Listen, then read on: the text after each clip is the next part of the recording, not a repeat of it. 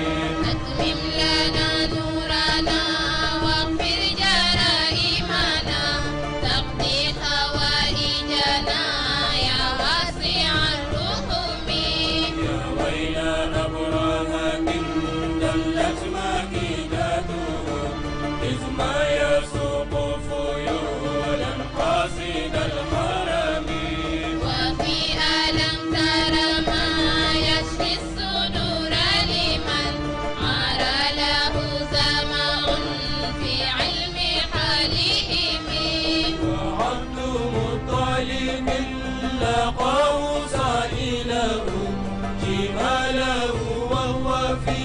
نور لبدر تيمي وقال من بعد ما أولاه مكرمة حتى تنصك يا مولى عن الحرم لولا سألت حما بيت به صرفا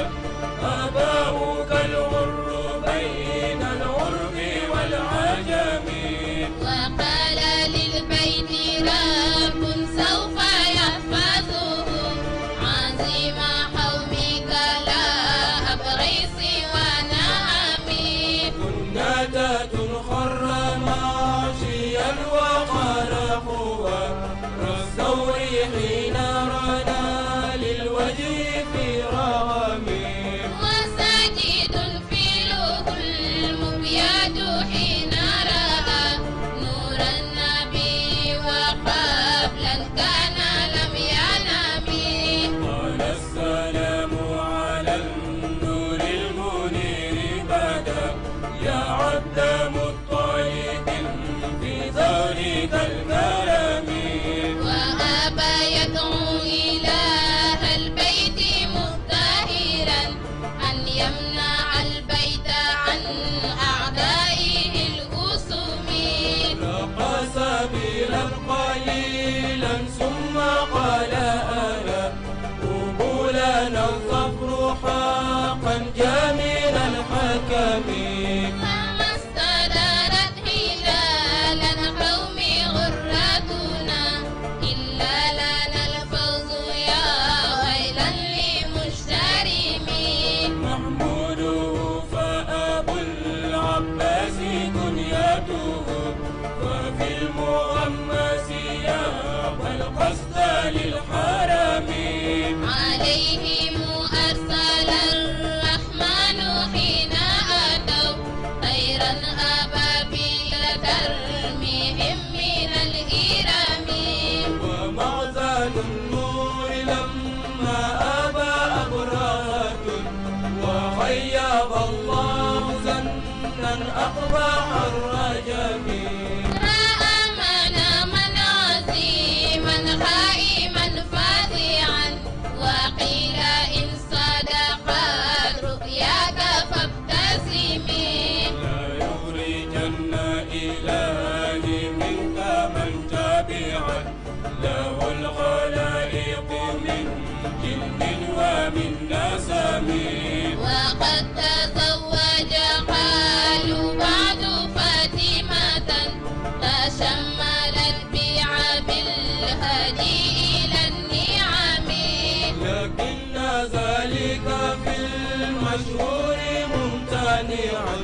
تشويره راجعا ما جاء في النذب وعبدك أغبت جاءت منه عبد منا في المزبير وعبد الله خيرهم أميمة برة بيدا وعتيكة أروى أشقاء عبد الله فاغتنمي أتمم لنا نورنا واغفر جرائمنا تقضي حوائجنا يا واسع الرحم أتمم لنا نورنا واغفر جرائمنا تقضي حوائجنا يا واسع الرحم أتمم لنا نورنا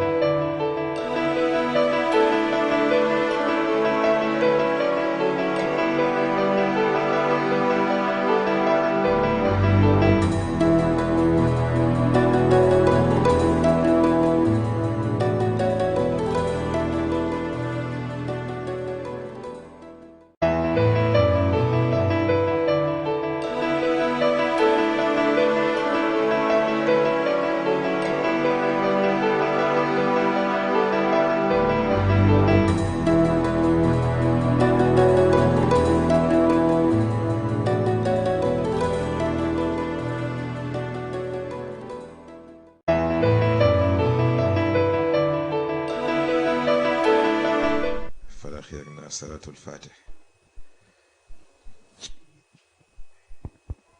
ci barke weer bi ñaanal ci ki ñu amul ku dul moom ki nga xam ni moo tax ñi teew ñépp tey moo def ci ñoom li mu def ci ñoom tax ba xol yépp bokk tax ba xel yépp bokk tax ba ruux yépp ànd Seydi Mouhamadul Moustapha bismillah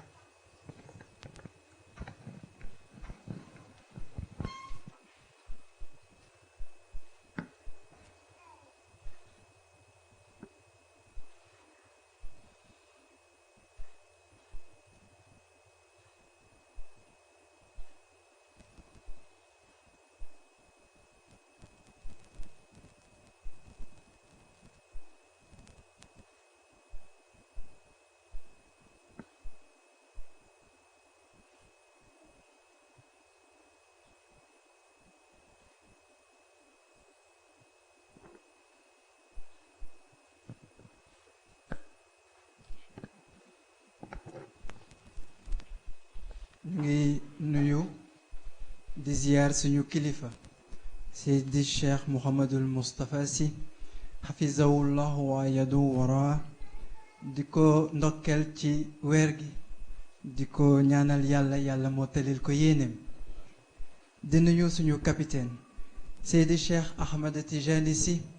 di ko ziyaar di ko ñaanal yàlla yàlla moo talil ko yéeneem ci taxawaay yi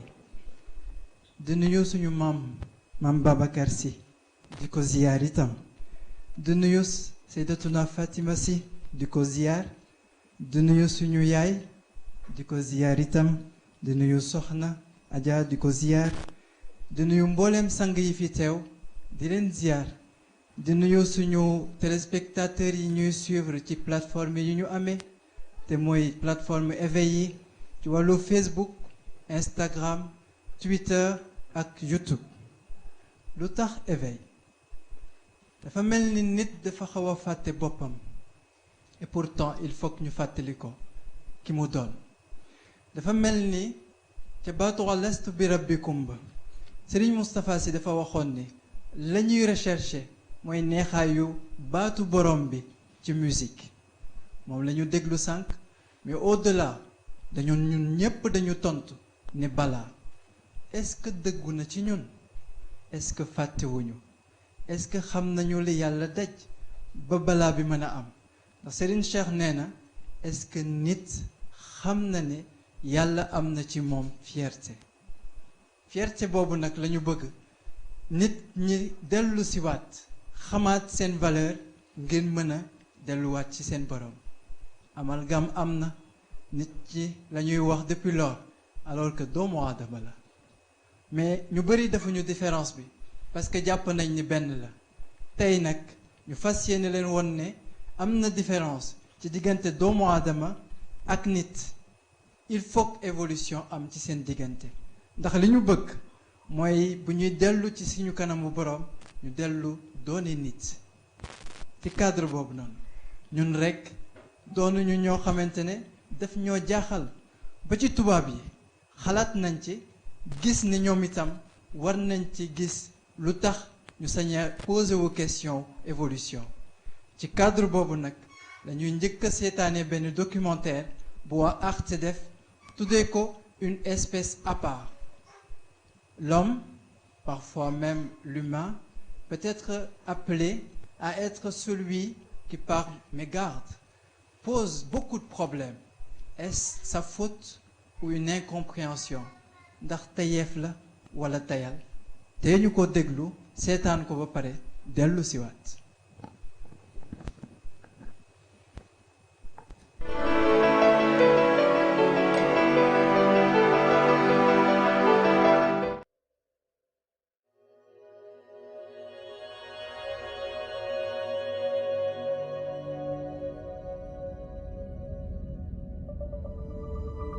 L'humain n'est pas le centre du monde. Perdu au fin fond du cosmos,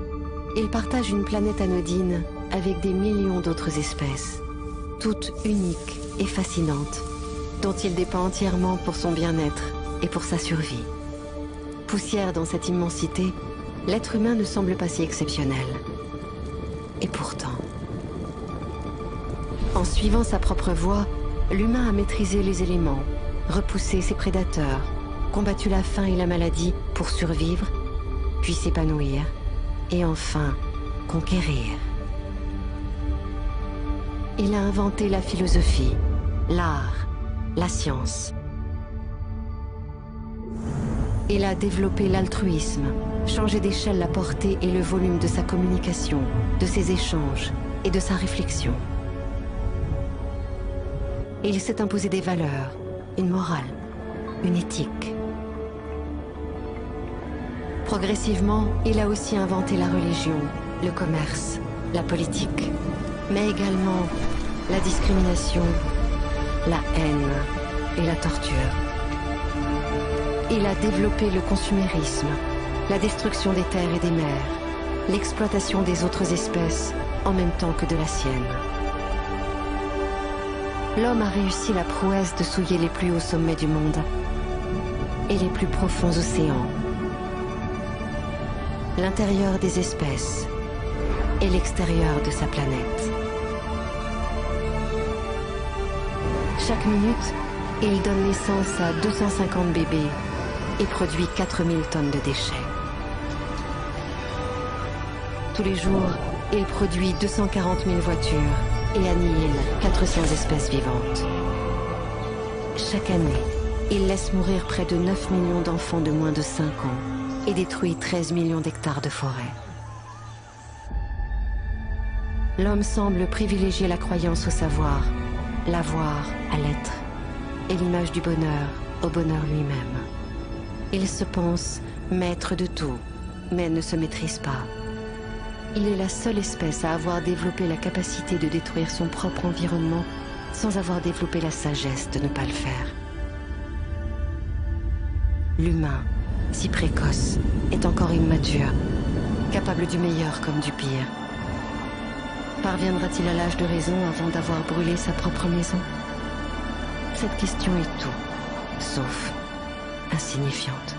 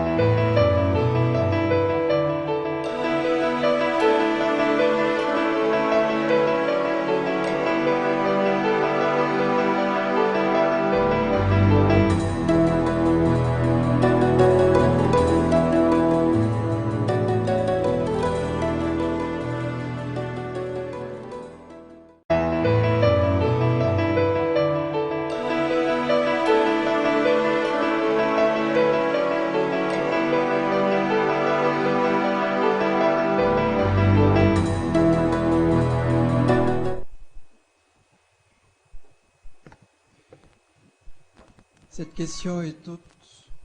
sauf insignifiante. L'humain a développé la croyance au détriment du savoir, l'avoir au détriment de l'être, l'image du bonheur au bonheur lui-même. Il se pense maître de tout, mais ne se maîtrise pas. Il est la seule espèce à avoir développé la capacité de détruire son propre environnement sans avoir développé la sagesse de ne pas le faire. Est-ce que vous êtes tous d'accord? dafa mel ni d'accord aguñu nag parce que espoir am na bu nit tegoo ci wàllu yaakaar mën na bañ a d'accord ak li film bi indi yaakaar nag dañu koy tabax waaye dañu jàngal ne lu weesu tabax dañu koy liggéeyee ci combat bu nit war a am ak boppam moo waral ñu indi benn arène tuddee ko le Colisée de l'éveil qui pour être face à lui-même nit ñi mën nañu doon ay jàmbaar bëreek ñu bari xareek ñu bari xareek ñépp waaye léeg-léeg pour ñu xare seen bopp di lu metti moo tax tey ñu fas yéene ñaan nit ñi ñu xareek wala ñaan doomu aadama yi ñi xareek seen bopp ci Colisée de l'éveil bi nag di initiative bu Seyid Cheikh ñu gis ne war nañ ko wutal programme initier nit ñi invité leen ñoom tamit ñu xareek seen bopp ngir leen mën a yeewu ndekete nit a ngi dox soxlaam léeg-léeg mu lekk comme njaayeen yi léeg-léeg mu xiifal comme jóobeen yi te terewul muy nelaw bu metti yee ko farata la kat est-ce que Habib Ndiaye duñu yegg foo xamante ne wutal nit programme bu koy tënk ngir mu mën a dem ci éveil boobu noonu jotul ñu invité Habib Ndiaye mu ñëw liral leen programme bi ngeen gis solo bi ci ne ñu ñaan ngeen déglu ko. asalaamaaleykum wa rahmatullah. ñu ngi jiital ci nuyoo bi Serigne Moustapha di sant yàlla bi mu ñu booleeg moom di ko ñaanal yàlla li mu sumb yàlla na yëgg ci barki yonent bi sallallahu alayhi wa sallam di jiital ci nuyoo bi sama sëriñ Seydi Cheikh Ahmed Tidiane Sy Al Maktoum di ci teg sunu yaay ak soxna Fatima soxna Hadja ak ñi ñu àndal yépp xam naa di nuyu aussi ñu ñuy seetaan di sant yàlla tamit ci occasion bi dama dafa poser benn question par rapport ak documentaire bi ñu seetaan documentaire bi li muy fiir rek mooy aaya bi yàlla wax ni zaharal fasadi fil barri wal bahr bima kasabat aydin nas te mooy le désordre est apparu sur terre du fait des agissements de l'homme moo tax bi ñuy waxtaan ak yow bi nga amee initiative bi ñuy xalaat ci crise yi nga ne ñu crise yi ay conséquences la nit mooy cause bi kon bu ñuy agir dañuy agir ci conséquences yi ci cause yi te bàyyi conséquences yi loolu moo waral à l'humain une évolution nécessaire ñu ngi la ciy sant ndax dama dégg Serigne Moustapha mu wax ni suñu maam Serigne Babacar dafa wax sa turandoo ne ko xale yi nga tollal génération te ñuy watu à la brosse bu seen alluwa tardé sa maam yow la koy laaj waaye yow lisaanu xaalu Serigne Moustapha moo la ko wax nga initier ñu cadre mu tudd Colisée de l'éveil Colisée de l'éveil nag du ma ko firi ndax baatu jàmbur la waaye li ñu wóor mooy bi ñu koy instauré c'était une réalité sans nom ndax ëpp na at yow ak jeunes yu bari yu nekk fii ngeen di daje tout le temps di échanger jamono ji ay jeunes di daje ci ay appartement di consommer drogue ba mort doom am au même moment yaa ngi daje ak ay jeunes di waxtaan ak ñoom ci nit di waxtaan ak ñoom ci yàlla di waxtaan ak ñoom ci yonent bi kon loolu dañ ciy sant yàlla suñu boroom nag bu waxee yaa ayyuhan naas inna xalaqnaakum min zakarin wa unsa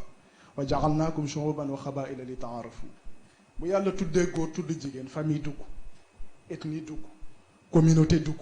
bu ko defee relation internationale am mooy li ta'aarafu diplomatie dugg mais yooyu bu amee choc des intérêts dafay am choc des envies dafay am bu boobaa conflit yi dugg crise yi dugg bu boobaa nag lenn rek mooy solution mooy faj nit ni ñuy fajee nit nag yaa ñu ci jàppale initiative bi sa initiative la thème yi say thème la moo tax nag dañ lay encourager di ñaan incha allah yàlla na yàlla mottali xaj na ci cadre boobu rek la ñuy ñëw directement ci présentation programme bi ndax thème central bi ñun ñëpp dégg nañ ko te mooy de l'homme à l'humain une évolution nécessaire mu wax ñu nag ne ñu nit 3 entités ñoom ñoo ko composé entité physique ndax ñun dañuy nekk ci keppaaru daara yeeg yooyu di jàng li ñu foogoon rek mooy nit ruux la ak xel ndeke yaram c'est un élément incontournable yaa ñu ko jàngal nag moo tax 3 semaines la ñu am incha allah semaine bu nekk dinañ ci jël 3 jours te mooy les lundis les mercredis et les vendredis chaque semaine dinañ jël une entité avec des thèmes secondaires donc première semaine bi lundi 19 avril on a la dimension physique de l'homme composante et utilité am na équipe bu ciy réfléchir ñoom ñooy ñëw exposer moom mu synthétiser ñu ndax université bi ñuy nekk fac droit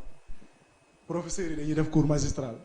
mais suñu paree étudiants yi dañuy am yeneen prof yu leen yore TD kon nag yi ñu fiy wax ñu jàpp ne xaw na jak dañuy jàpp ne professeur bu mag bi moo ko wax muy Serigne Moustapha waaye yow nag nee nga élève nga waaye ci ñun doo élève ndax yaa ñuy defal TD donc deuxième jour bi di mercredi le 21 incha allah ñu war a wax ci la dimension physique de l'homme mécanisme d'évolution troisième jour bi di vendredi nekk la dimension physique de l'homme de la perception au perfectionnement boobu incha allah waa pôle bi réfléchir ñoo koy seex ak Seyid Cheikh comme synthèse xam naa suñu mbokku arabisants yi dinañu waxal suñu wàll mais programme bi def nañ ko en arabe incha allah nañ ko partagé bu ko defee kenn ku nekk jël ci wàllam anglophone yi ñu ngi xaar xam naa après sang bi moom dina leen defal synthèse deuxième semaine bi ñu war a waxtaan sur la dimension mentale de l'homme avec 3 thématiques ba léegi le lundi 26 avril incha allah ñu war a waxtaan la dimension mentale de quoi s'agit-il réellement mercredi 28 avril ñu war a waxtaan besoin ou envie une illusion choisie vendredi 30 avril ñu war a waxtaan ci la dimension mentale un labyrinthe familier la dernière semaine ci la ñuy waxtaan sur la dimension spirituelle de l'homme lundi 3 mai incha allah la spiritualité notion et repère mardi 5 mai ñu war a waxtaan ci la spiritualité entre école et expérience vendredi ñu war a waxtaan l'intimité avec Dieu entre chaos et clarté incha allah loolu moom mooy tënk programme bi ñu ñaan yàlla commencé nañ ko ci bismillahi rahmaani rahim yàlla ñu yàlla may ñu àggale ko ci alhamdulillahi rabbil alamin li nga ci séntu yëpp yaa ko xam yàlla yàlla defal la ko ñun nag am nañ fierté ci accompagner la ndax obligation la ci ñun ndax li Serigne Moustapha def ci ñun mais ñaar dafa attirer suñu attention Serigne Moustapha dafa wax ne ñaar du ko baale ñàkk jàng ak ñàkk yaru Serigne Moustapha jàngal ñu lu nekk xamal ñu lu nekk ba ñu jàpp ne am na lu ñu xam ñu ñëw côtoyer la xam ne ndekete soxla nañ ku ñu accompagner waat moo tax loolu sant yàlla la beneen bi mu ne du baale ñàkk yaru Serigne Moustapha yar ñu ba fu ñu dem di briller par notre humanisme waaye ñu ñëw fekk ci yow discipline bu amul limite loolu it dañ ciy sant yàlla moo tax daal yàlla na yàlla sàmm la aar la làq la fu yàq àggul ba incha allah li nga yéene sa kilifa nga defal ko lu kawe njortam ci barki yonent bi sallallahu alayhi wa sallam asalaamaaleykum wa rahmatullah.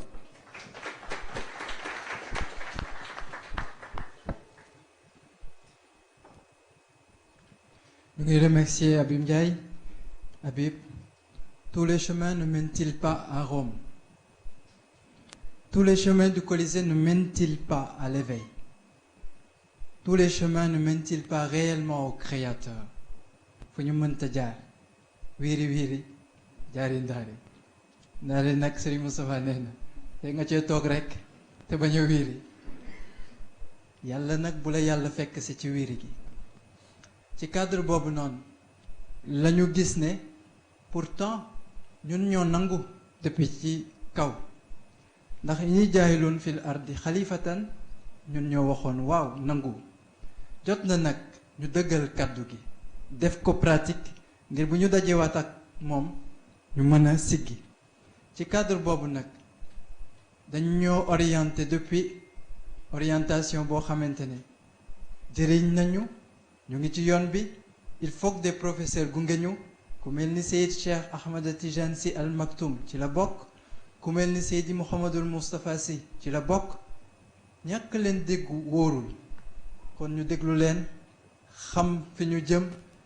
ngir ñoom ñu wax ñu fi ñu war a mën a teg suñu tànk bu régie bi pare ñu jàll ci déglu Serigne Moustapha Sy ak maam Cheikh Ahmed Tidiane Sy ñu continuer de ñu orienter.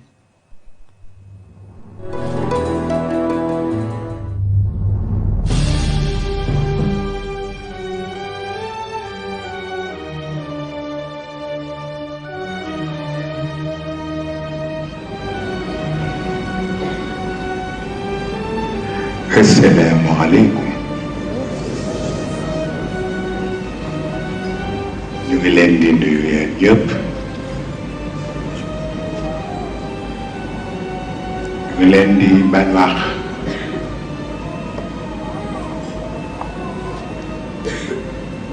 Ñu ngi leen di masawu coono.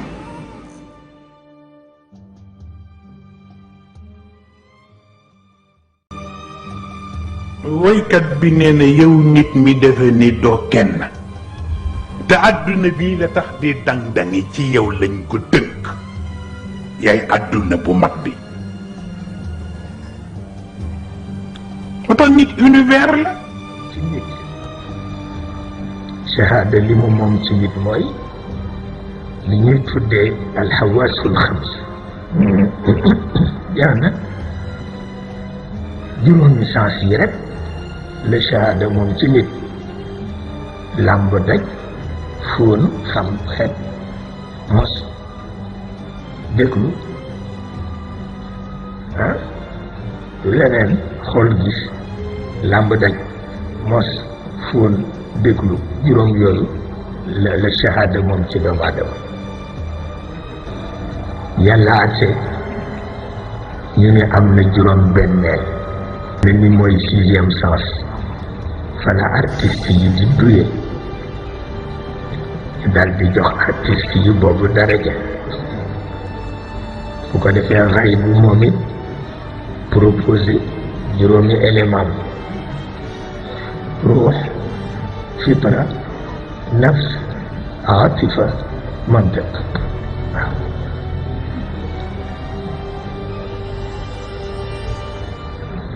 di leen déglu juróom benneel ba di Nawamis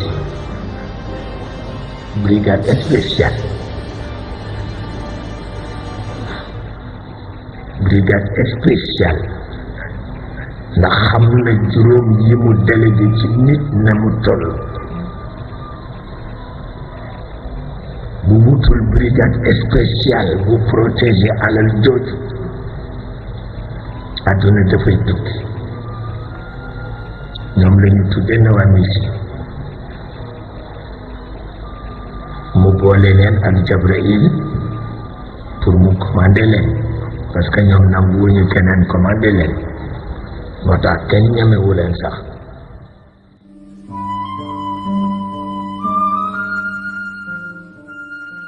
moo waral sunu borom bi mu bindee te xool yëf yi ni mu demee mu wax yonent bi ni ko fokk ñu organiser al mamlaka al insaniya te mooy le royaume de l'humanité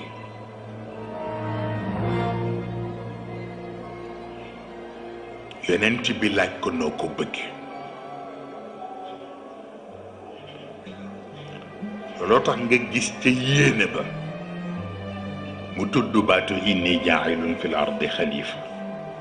waaye booba yéene rekk la yonent bi laaj sunu borom ni ko cette fois-ci kan nga bëgg mu nekk chef mu ni ko ruux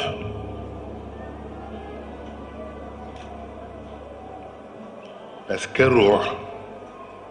Iblis xamul fu muy nekk te bu xamul fu muy nekk du am pexe bum ko déstabiliser tax yasalunaka an ir-ruux qul ir-ruux min amri rabbi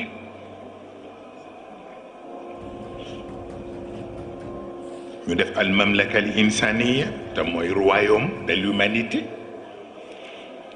jël ruux def ko le président le chef de l'État mais yàlla attiré attention ni ko tu es un simple chef mais bul fàtte ni royaume la mamlaka la man may malikal mulk mu d'accord ci ak moom mu ko mais un gouvernement dafay am ay ministre yonent bi laaj sunu borom ni ko yan ministre nga xalaatoon sunu borom ni ko alam naj'al lahu aynayn wa lisanan wa shafatayn wa hadaynaahu najdayn mu ni nañu jël bët def ko ministre jël nopp def ko ministre jël bakkan def ko ministre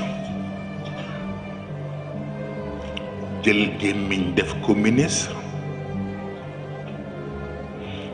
jël der bii def ko ministre bi ñu pare ba tëral ministère yi tëral yooyu budget yi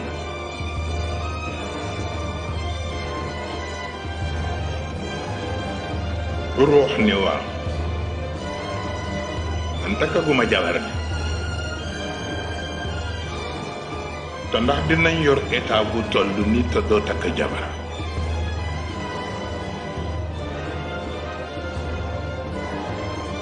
yàlla joxe ndigal pour ñu jël an nafs def ko muy la première dame mu nekk soxna waaye mu wax ko nag ni ko na nga def très attention mooy sa soxna mais amul même pouvoir bi nga am parce que constitution bi la régir bokkul ak moom sa soxna la nag man nga ko teral mais bul ko jox pouvoir yi nga am ndax bu ko neexee mel nii bu ko neexee mel na looloo tax wa nafsin wa ma sawaaha fa alhamaha fujuraha wa taqwaha qad aflaha man zakkaha wa qad xaaba man dassaha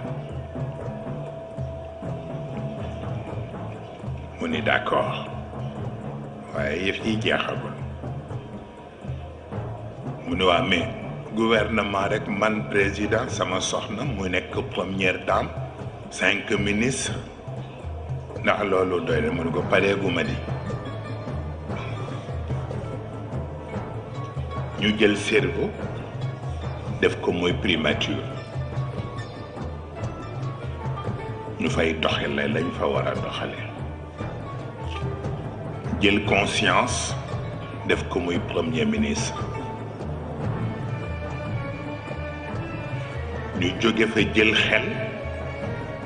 def ko muy président de l'Assemblée nationale pour mu nekkal fi ñëpp kenn du ko corrompre ñu wutal ko ñaari vice-président premier vice-président bi mooy xam-xam deuxième vice-président bi mooy xalaat waaw branche u xam-xam yi ñooy député yi opinion yi ñooy ambassadeur yi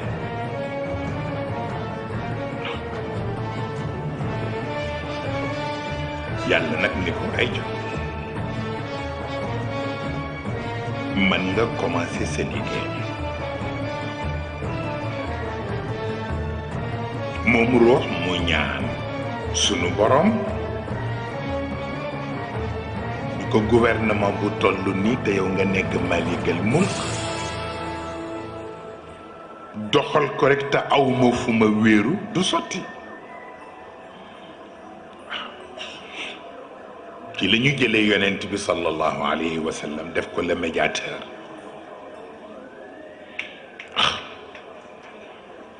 mu nekk médiateur bi diggante ruux ak sunu borom ak li xew ci état bi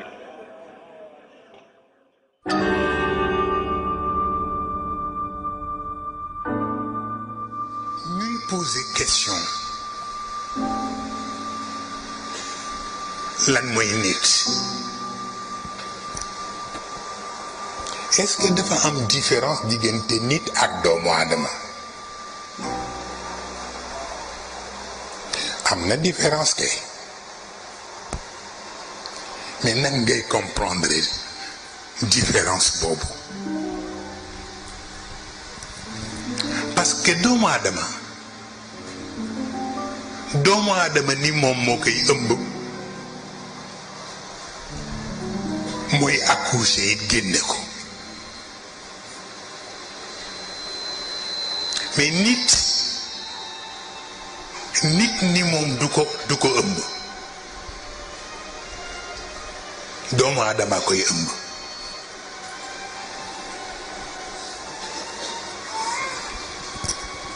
moo tax parcours bi yàlla jaar ba génne doomu aadama lay ñaan nag doomu aadama moom it jaaraat ci parcours boobu pour génneel ko nit. moo tax mooy indi man lam yuulad marratayn.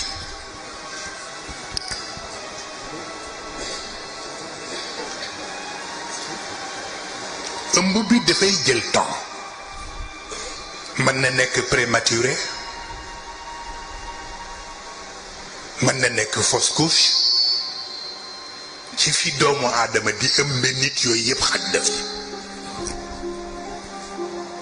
moo tax bu fekkee ne prématuré la wala mu nekk fausse couche,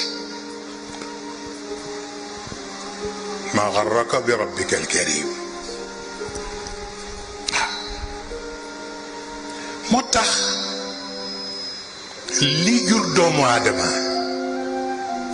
surtout boo koy topp ci chromosome yi, chromosome biologique yi bokkul ak chromosome mystique yi. chromosome biologique yi mu ngi dellu ci aadam rek, te comme aadam maa laa yansarif la,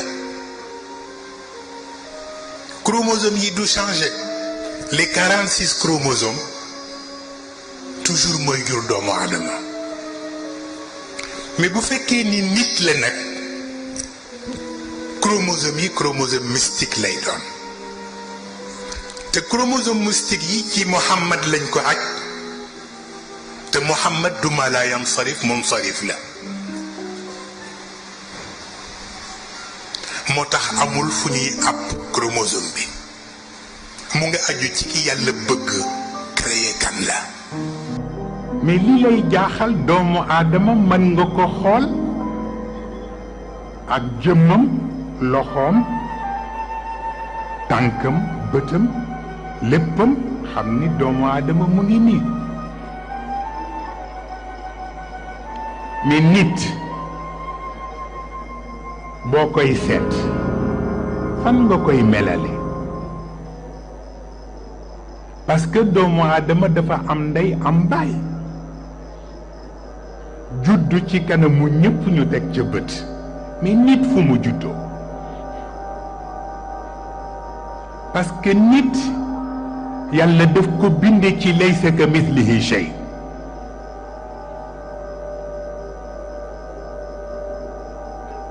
waaye nag mu jox ko shay'iyatul xalq, la shay'iyatul xaq. waaw am lu mu tibbe ci boppam, li tax kenn mënula melal yàlla, mu am lu mu ci tibb jox ko nit. yàlla bind doomu aadama, waaye nit mooy kandidaam. ko doomu aadama fitra la ànd la àttan, mais àttanul waxyu.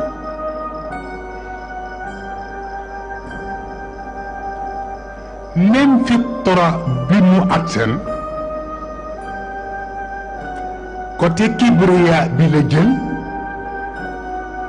mais jëlul côté tawaadu bi. rëyu fitra la jël, waaw, waaye jëlul côté humilité fitra bi. mu ni ko wala qad karramna bani adam wa hamalnahum fi lbarri walbahr wa razaqnahum min altayibat wa faddalnaahum ala kathirin mimman xalaqna tafdilan mënu ko teggiwoo sa tànk benn yoon. karramna bani aadam xamalnaahum fi lbarri walbaxr wa razaqnaahum min altayibat wa faddalnaahum ala kathirin mimman xalaqna tafdilan mënu ko teggiwoo sa tànk benn yoon. kon bu doomu aadama gañe yow la neex mu ni ko non non yàllay wax ak yonent bi de da nga seetluwul mu ni ko wax naa wa laqad karramna bani aadam mu ni ko waaye wax naa it laqad xalaqna al insaan fi ahsani taqwim kon nag kullan numid haula wa haula. yonent bi ni ko waaw d'accord laqad xalaqna al insana fi ahsani taqwim mais lu fi indi summa radadnaahu asfala safilin. sunu borom ni ko waaw kay mu ni ko xam nga lu indi summa radadnaahu asfala safilin. mu ni ko waaw mu ni ko nit dafay def dëkk bu mu dem ñu tàcc ko mu defe ni tàccu yee ko fi bàyyi te dafa am programme bu ma ko tënk. mu ni ko nit c'est très important ñu déglu ko dem na ci dëkk bu ñu tudde at-tiin wa zaytuun ñu tàcc ko mu dem ci dëkk bu ñuy wax tuuru siiniin ñu tàccu mu dem ci dëkk bu ñuy wax albaladil amin ñu tàccu ko. tàcc yooyu te mu bàyyi programme bi moo tax doomu aadama di ko dominer puisque doyewuma ko pour tendance bu àdduna dama ko doye pour tendance bu àllaaxira. kon nag programme bi mu ko tënk mooy mu fexe ba boole boppam ci alladina amanu wa amilu salihat te bàyyi tàcc yi.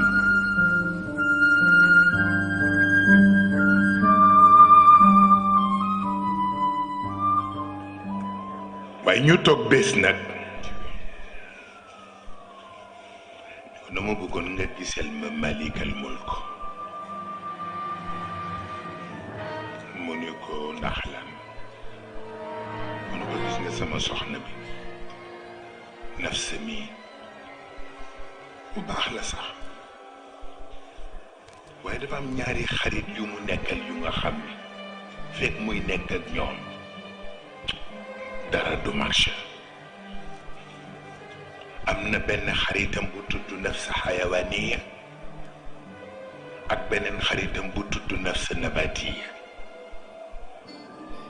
te tolloowul ak ñoom personnalité tolloowul ak ñoom dignité te damay gis léeg-léeg mu am yu may digal ma yëg ni ñoom ñoo koy influencé moo tax wu ma ubarri'u nafsi sama jabar daal am na ci lu nga xam ne mënatuma wax ba mu jeex ndax inna nafsa la amaaratun bis-suu ko kon foog nga waxal ma borom bi mu dimbali ma ci affaire boobu bi ci des itam mooy chefu opposition bi def di ko garaaw ruuxay wax ak yonent bi de chefu opposition bi de ndekete chefu opposition bi ndeke allié rebelle bi la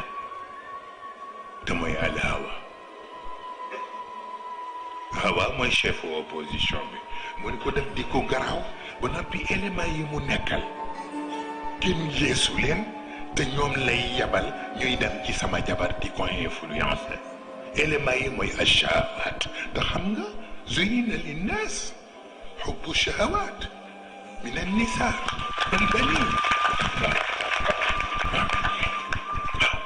wal qanaatiri al-muqantara min al-dahabi wal fidda wal xayli al musawwama wal an'ami wal xarth xam nga loolu bàyyiwuñu fi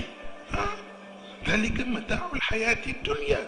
te comme yàlla ñu fi indi nag wallahu indahu xusnul maab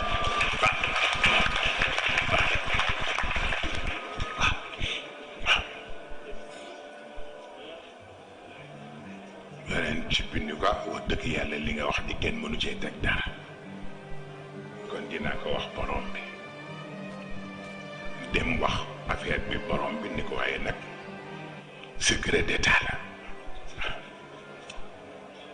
donc bi yonent bi demee wax ko sunu borom ndax jaaxle ruux yonent sunu borom toog tuuti ni yonent bi dama xawul am jot nag mais dinaa seet ci chargé de mission yi ma yónni leen ci jabar ji ñu wax ak moom a di woolu ñett ci chargé mission yi ku ñuy wax al nafsul kulliya ak ku ñuy wax al aqlul kulli ak ku ñuy wax al ruuxul kulliya mu woo leen ñoom ñett mu leen kay leen ngeen demal ma ci nafs bu ngeen demee ngeen wax ko ni ko bi ma koy tànn pour mu nekk jabaru ruux booba jigéen ñépp ngi fi waaw kon nag bu mu fi rombee jigéen ñépp tànn ko pour mu nekk jabaru ruux te bi ma koy tànn benn ayib nekkul ci moom du ma neex nag mu xëy yi ma defoon ci moom ci xeeti dignité yiñ ko war a nawee yépp mu yàqu ko pour ay yàkkamti parce que ku yàkkamti taxa naan petit bu robinet ubbee nga rus da di bind benn mot bu confidentiel jox ko ñetti chargé de mission yi ni leen dem leen ndànk rek ngeen joxal ma ko nafs daal di ubbi lettre bi ndeysaan daal di xool sunu borom ni ko yaa ayyatuha nafs wa irji'i ila rabbiki radiyatan mardiya waaye fadxuli fi ibaadi waaye wadxuli jannati waay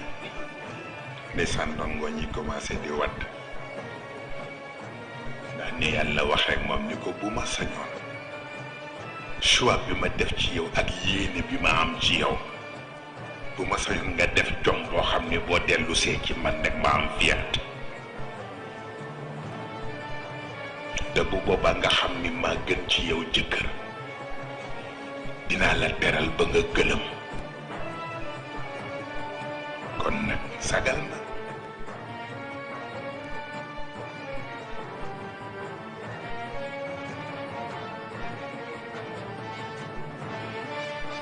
kenn ku nekk dangay wattu sa bopp kenn ku nekk dangay wattu sa bopp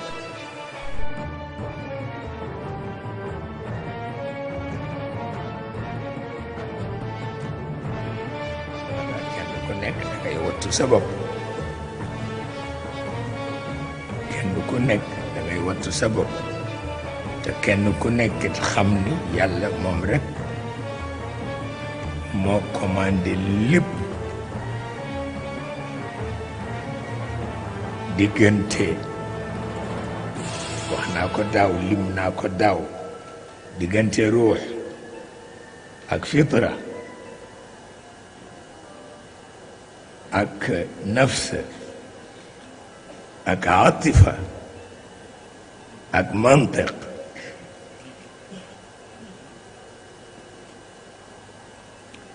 bu ci nekk service ba mu dépendre bokkul ak bi morom mi dépendre ndax bu harmonie amul diggante ruux ak fitra diggante nafs ak atifa mantiq mujj leen bu ci harmonie amul rek xale bi loo ci dajit dafa nekk sa fitna rek bi ci des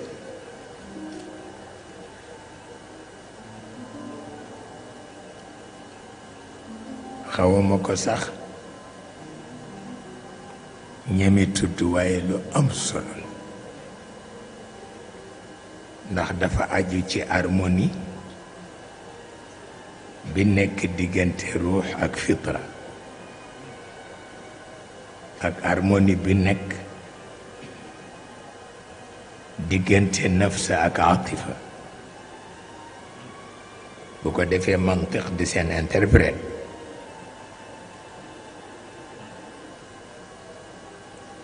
dama am ñaari sët yu tuuti te ngeen baal ma de parce que wax bi rafetu waaye bu ma ko waxul du sotti wante wax bi rafetu ñu doxantu tuuti ki xaw a mag tuuti ni ma maam ma ni ko si mu ni ma am na ko doxat de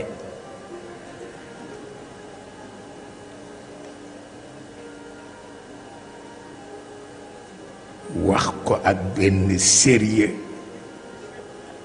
dama tiit sax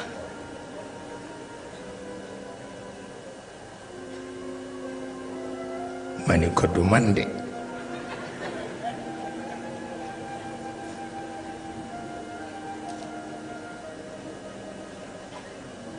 mu nangu ko ak benn sérieux dama tiit sax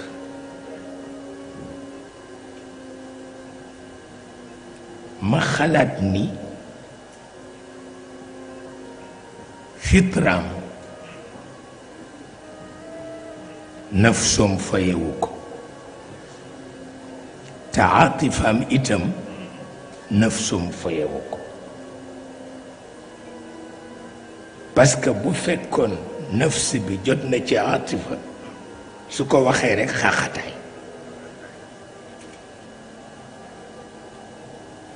te su ma ko tontoo it mu xaaxataay mais benn sérieux boobu la nekki ba ñu dox tuuti rakk ji nag fitra bi amagul doole ci mantiqam rakk ji parce que mënagul wax waaye moo mujj résoudre problème bi ndax moo nu joxoñ canal bi ñu dem ba jub canal bi rekk kenn mënul noy mag bi ni ma kii moo ma xeeñ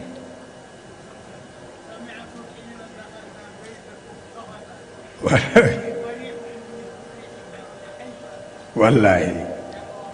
loolu la yàlla dogal lu ne dama ci daan def woy dama ko daan jéemantu lu ne yàlla xam na ko pour wax la rekk ni yow defal li nga mën mais bàyyil xel yàlla ci sa doom waaw loolu rekk mooy li ci am solo Sëriñ Aliou nee na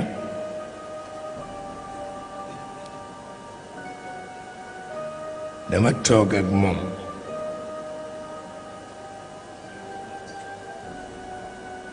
ñuy waxtaan mu ni ma gis nga rekk di nga toog ak nit di waxtaan ak moom mu di la tontu ngeen di yéyandoo guro fekk du moom xëy na ca suba voyagé ma nga jëm barsax bi ma ko waxee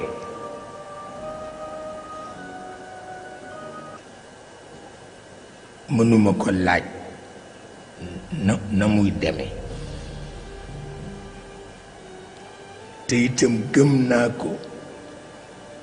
wante awma fu ma teg ngëm gi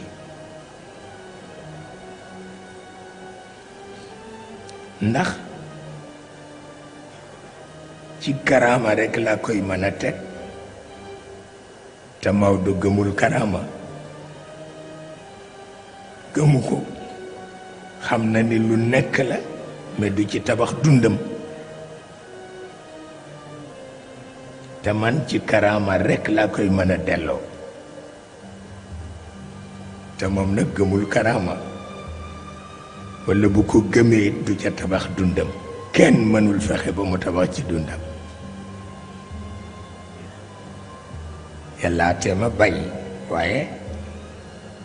at bu jot maa ngi ci di xalaat at bu jot maa ngi ci di xalaat di jaaxle rek ma di ca dem ba soog a gis bunt ba ndeke jafe ga demewul noonu formation ba mooy jafe ci cadre formation lay doon waaye du doon ci cadre karaama waaw ki nga xam ni nag dañu ko former ci cadre bu nga xam ni diggante ruux la ak fitra kooku fu mu lu mu mënul amul wante du karaama formation rek la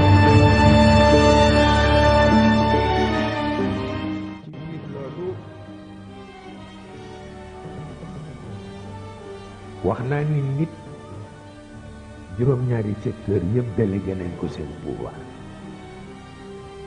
secteur bu njëkk bi jox na ko ruux ak si ak musa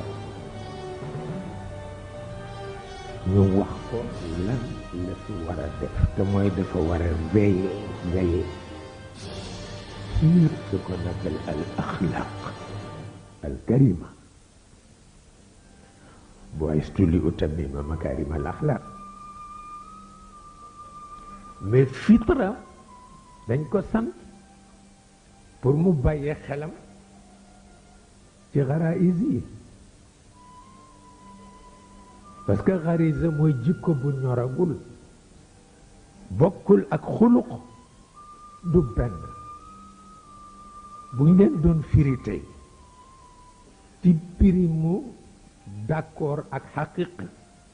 dañuy wax ni tendance la ak li nga xam ni mooy waay te wax nañ ko na bàyyi xel engagement yi mu ni mënuma ci bàyyi xel te awma système bu ma sës ñu jox ko zakir muy système am moo tax bépp wax yi bu amul zakira naka lay demee mënul nekk waaw su ko defee aqli ñëw ñu ni ko na nga veiller sur les formes parce que fond bu amul forme bu dëppook moom yàqu-yàqu bu muy indi kenn du xam na mu doon mu ni d'accord na ci waaye moom itam nañ ko utal système bu mu sës ñu jox ko mantiq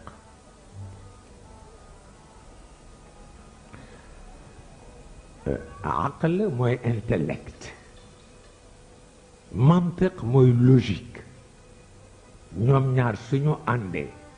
daañu mën a veiller sur les formes parce que forme bu amul forme kenn mënu ko dégg forme bu dëppook moom kenn mënu ko dégg su ko defee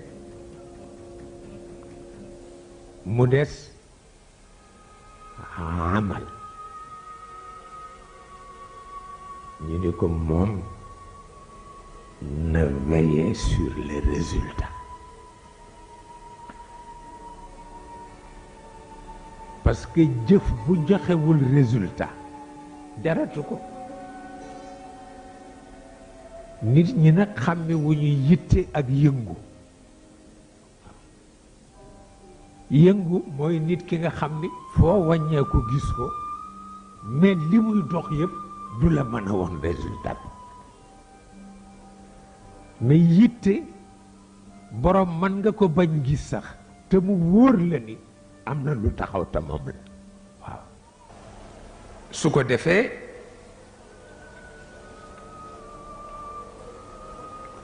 nit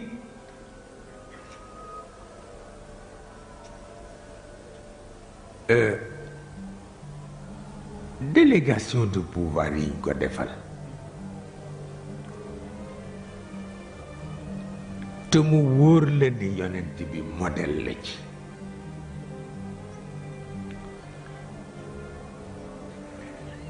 borom bi ci xereñam dafa wone ni bu rupture amee diggante ruux ak fitra nee na dafay jur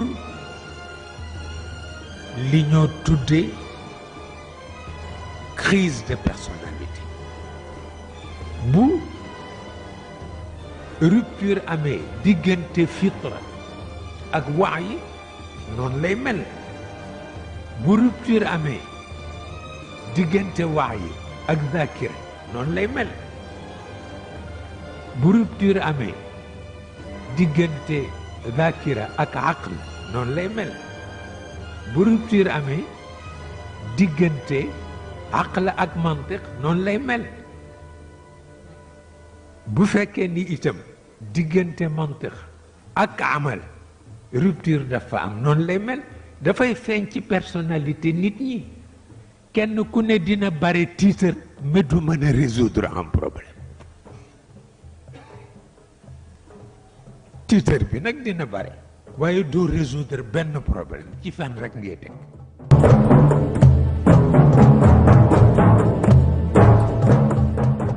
lu yéeme la nit war ko mën seet parce que keroog wax naa leen doomu aadama fu mu jóge ñu ne ci aadama ma ne waaye nit fu mu jóge ba léegi kenn waxuguma nit fu mu jóge ma wax leen ni yàlla nga ko génne ci laysa kamithlihi shay seulement bu dee ci niveau nit shay'iyatul xalq lay doon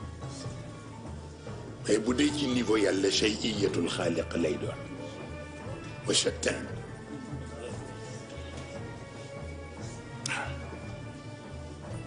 moo tax nag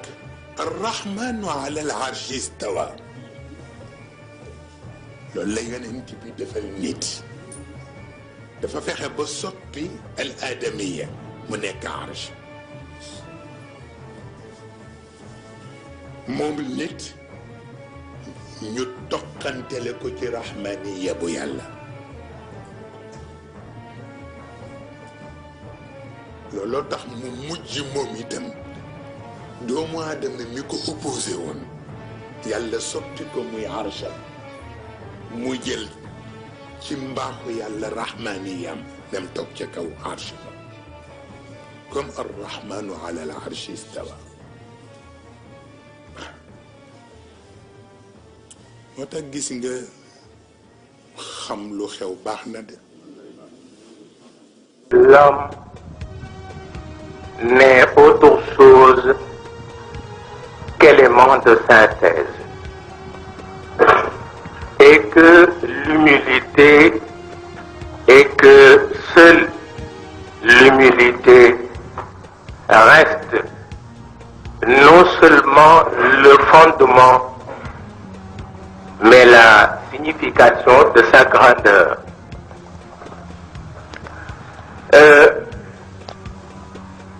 C'est l'âme avec son inclination au sacré, c'est l'intelligence avec sa soif de découverte, c'est l'esprit avec ses ressources inépuisables, c'est la passion plongée dans une quête perpétuelle d'approfondissement et de divertissement. C'est le corps avec son légitime besoin d'aliments nutritifs et c'est enfin l'homme, instrument de mesure, qui est toujours là pour en assurer équitablement la répartition. Sinon, tout devient obscurité dans le plus obscur des mondes.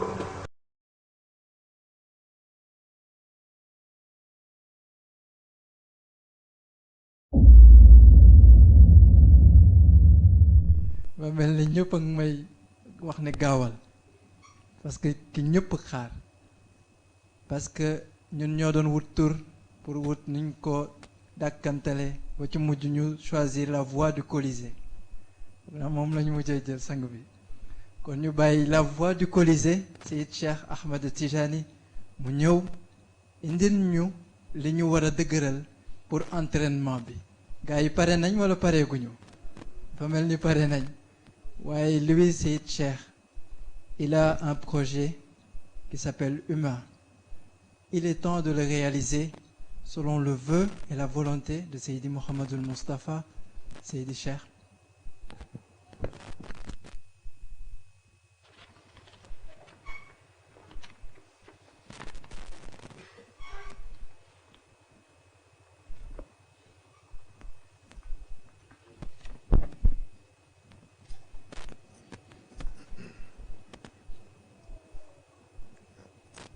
Assalamu alaikum wa rahmatullahi ta'ala wa barakatuh.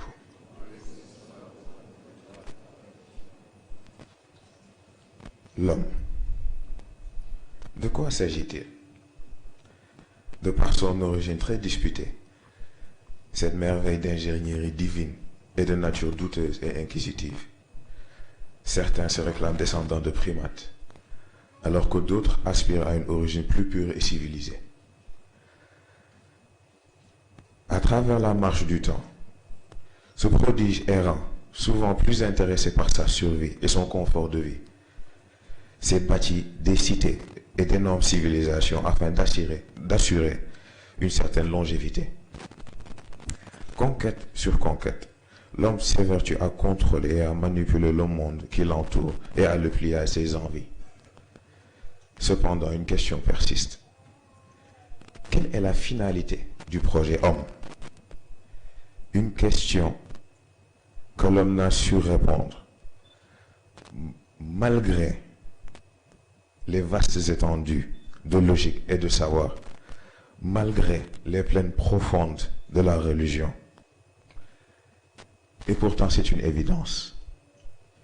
claire et confirmée, époque après époque.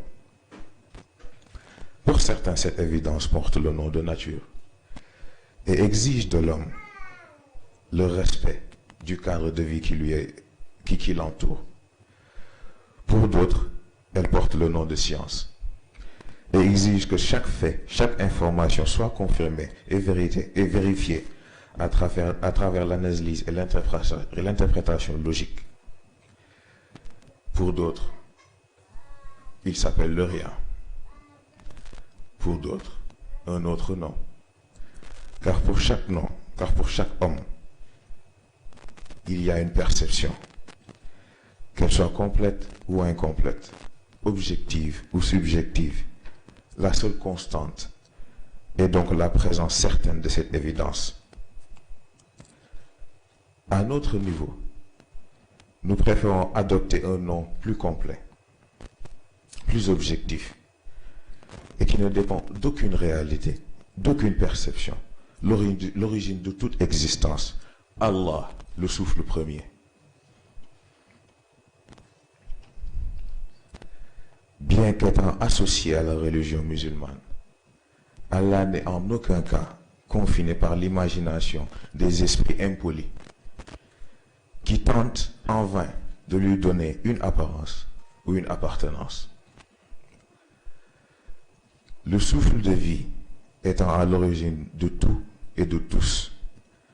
est la fondation sur laquelle la supériorité de l'homme est basée. Car ayant été doté de 3 dimensions distinctes, aux premières allures faibles et banales, l'homme a aussi été doté d'un potentiel illimité, à travers lequel tous ses composants peuvent être reforgés et améliorés d'une façon exponentielle. Et c'est donc à travers le corps, l'esprit et l'âme que l'homme doit faire une réévolution qui prendra en compte sa présence et son impact dans tous les états de la création. Pour devenir l'humain élu d'Allah. Il reste alors à l'homme une dernière conquête, la plus noble conquête, celle de soi, celle qui lui ouvrira la voie de l'héritage qui lui a été destiné. C'est donc ainsi que nous vous accueillons au Colisée de l'éveil. Il n'est pas question de combat entre gladiateurs ou de spectacles divertissants. Il est plutôt question de préparer l'homme à cette réévolution qui l'attend. Il y a donc un seul et unique combat, l'homme d'aujourd'hui contre l'humain de demain. En ce sens, ce Colisée est différent de celui de César, qui n'a su prendre vie qu'au cours des divertissements qui ont été proposés. Ce Colisée n'est animé que par une chose, une symphonie. Cette mélodie qui réveille le corps, accélère l'esprit et exalte l'âme. Iqra bismi rabbik. Nous vous invitons donc, en ces quelques jours de ce mois sacré, à une redécouverte et une réétude des concepts, mais surtout à une nouvelle vision de l'humanité. Wassalamu alaikum wa rahmatullah.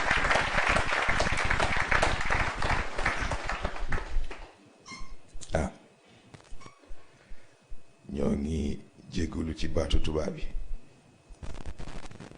waaye dafa am kilifa boo xam ne boo ko amee da ngay bàyyi xel ni am na ku nekk boo amee ku nekk nag yow it foog nga mën a wax ak ku nekk. ñoo ngi nuyu ñëpp di baalu ñëpp àq di baal ñëpp àq te di ñaan yàlla nañu boole barkeelal ñu suñu koor yàlla nañu yàlla mottali suñu yéene ñun ñëpp. kàddu yi sax jarul muy gën a gudd ndax yàlla xam ne lii ñu indi fekk nañ boroom yëf yi wax ko xanaa compléter li ñu mën a compléter rek participer li ñu mën a participer waaye matoon na ba pare. niñ déggee léegi góor gi indi ko doomu aadama dafa am nit am projet bi nag bu amee nit a tax ñuy wax waaye lan mooy nit nit mooy doomu aadama bi yitte ak jom tabax ndax jom ak yitte mooy tax doomu aadama xam ni yàlla doy na ko leneen du dugg àjjana di noos. jom ak yitte mooy tax nit xam ni gannaaw àdduna gi ak lu mu fi mën ci sonn am na foo xam ne par force il faut mu dellu fa te mooy ci boroomam. kon nag balaa moo dem il faut mu defaru fii ba bu taxawee ci kanamam durus. loolu mooy objectif Colisée bi ñu tudd xëy na Colisée ba ñu mii noonu booy ba nekk ca Rome xeex fii noos fële loolu yëngaluñu intéressé wuñu ndax combat bi ñu intéressé mooy bi nit war a dundee bis bu nekk ndax nit bu nee avancé naa bu yamee ci kàddu amul sens. nit bu nee avancé naa il faut mu natt boppam par rapport ak fi mu tolloon ndax maa ngi fii te dara prouvé wu ko amul. moo tax Colisée bi ñu indi dafay permettre nit mu mën a def face li koy téye gannaaw li tax ba doomu aadama bi évolution bi mu bëgg a am avancement bi mu bëgg a am jotagu ko am obstacle yooyu lañ bëgg a leeral mu mën a xam fan lay teg tànkam ba bu ëllëgee bu xëyee mën a mat nit. looloo ñu yitteel moo tax cadre bi ñu def ko xëy na kàddu yi comme ni ma ko waxee jarul muy gudd sax ndax yeneen fan a ngi ñëw te ñoo koy bokk ak yéen incha allah. moo tax l'essentiel moo nekkoon loolu xëy na di gën a baalu àq rek ndax mu doon na demee neneen sax te incha allah danañ ci àgg guddi na ba pare te xam naa yenn njaay ak yenn njóobee ñi fi mu toll nii reer bi la ñuy xalaat kon nag ñu yamale kàddu gi foofu wasalaamu aleykum wa rahmatullahi taala wa barakaatu.